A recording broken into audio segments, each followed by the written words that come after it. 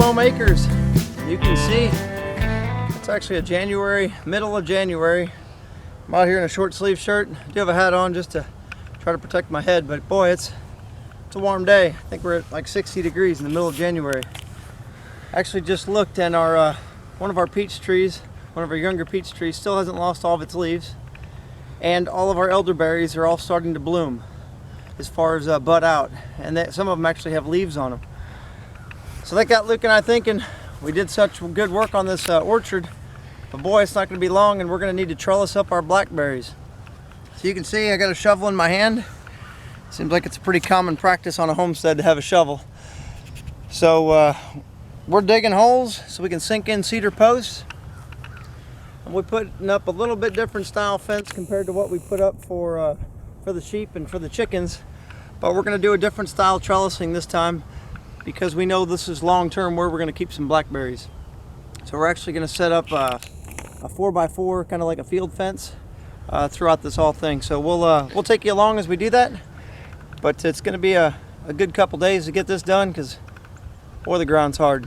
Even though we've had some rain, we're still way short on moisture for the year. So hopefully the Father will bring us some moisture, because boy, we need it. Our pond's still down about 4 feet compared to where it's at, and lots of other people don't have any water at all in their pond. So, but anyway, we're going to talk about blackberries over the next couple days, and we'll show you what we're going to do.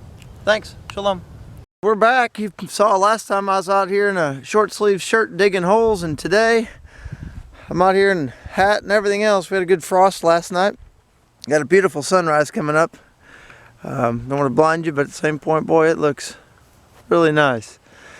Today we're going to go ahead and talk about these posts. So we've got a nice post in here, and we got another one in here, and I'm going to show you how I'm going to set these posts up. So it's going to be just probably not going to be doing some talking, because I'm going to be running the chainsaw, but the premise of what we're looking for here is I'm going to go ahead and we're going to put the actual fence 18 inches off the ground. So as a result of putting that fence 18 inches off the ground, I'm going to take my post, my H post, and I'm going to raise it up a little higher. So we're going to go just over 4 feet on that. That'll give us a nice secure post. And I'll just go ahead and cut that in. Stay tuned. I'll show you how I do that.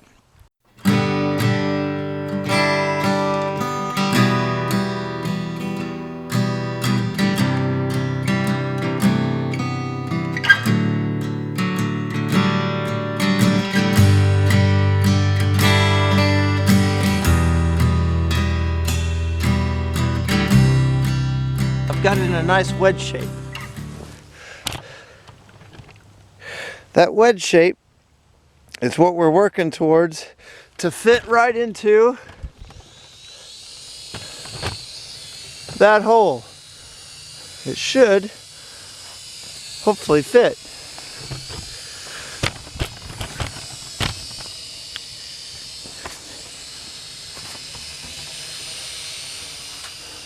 There we go. So it's going to fit, be nice and tight. Now I'm going to mark this side, and I'm going to cut this next post. Now we've got that part cut. Now I'm going to work on putting it in there. So I'll show you. We'll look and see how that goes. Okay, just as I thought. Nice and tight.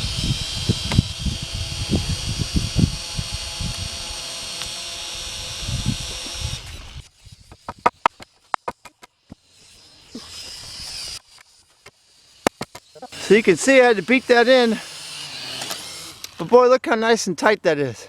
As far as where it's at, tight on this side also, and now I'll be taking a wire and just pulling them all together. So now, let me step back here and show you exactly what it looks like. So there's a nice post. Okay, like we showed in the last video, or like the last clip, so we've got this all set up. What I'm going to do right now is just take this barbless wire and just pull that off. I'm not sure if anybody knows what this is, but this is actually an old little small four-wheeler frame. Got out of a scrapyard, welded a simple pin to it. Now you've got a way to stretch barbed wire or barbless wire. Boy, it works slick. And then what I'm going to use here is, these are 2-inch long staples, so I'll be taking these in. We'll be putting those in the tops up here, and then also down in the bottom to help hold the wire, and then we'll pull it together. If you, I'm not going to go through this all, I'll just kind of do a quick fast forward through, but I'll also have a link down in the description for if you want to see actually installing an H post or a corner post, because that's kind of what this is all about. And if you look up there, got the sheep out playing with me today. They are, boy, they're happy. It's amazing to see how much green grass is out here, and they are going at it.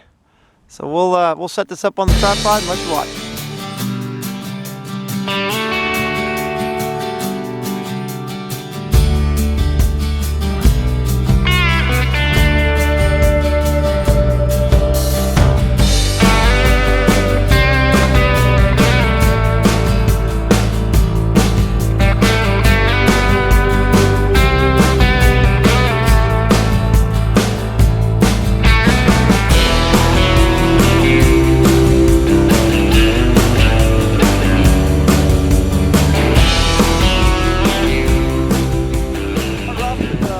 Doing the top, crossing it and tying it together, and then at the end I went ahead and took a piece of rebar and pulled it all together, and boy is it tight. So we're happy about that. Now we'll probably let it sit for a week or two before we'll come back and actually fence it. Okay, so you can see we have completed this whole fence on this side. We'll get ready to go look, and we've completed the fence over there on that side. You can even see down here we've moved a few water totes in, so that way we've got some good water, already full too. So got them full, ready to go. I'll take you down here, and now I'll show you kind of some of the ins and outs of the fence and why we wanted to put the fence up. Okay, so you can see our fence. So what I did was we put the fence up off the ground close to 18 inches. Did that on purpose, that way it would allow the blackberries to grow up. And then once they start getting up into the fence, we can go from there. Put them in a 3x3 fence, so then that way we can feed them through. And as they get 3 to 4 feet, we'll break the end off and then allow them to branch out and go further. You also see on this side there used to be a big cedar tree. Took out the tree. I'm going to worry about the stump a little bit later since it's in a barbed wire fence. But that's really what we did. One last little trick that I did here. I only had 6-foot T-posts, but since I raised it up off the bottom quite a bit, I needed a unique way to do that. So I actually took a piece of rebar, I think it's like 16 inches long, and I just added to the top of the T-post, and I actually tied it in using one of the fence clips. So then that way it holds it together, and boy, it's sturdy. So that worked out well, and it kept my top from tipping in. It was actually it was tipping this way a little bit, but now it's perfectly straight again. So feeling good about the fencing. Feeling good that spring's rapidly coming upon us.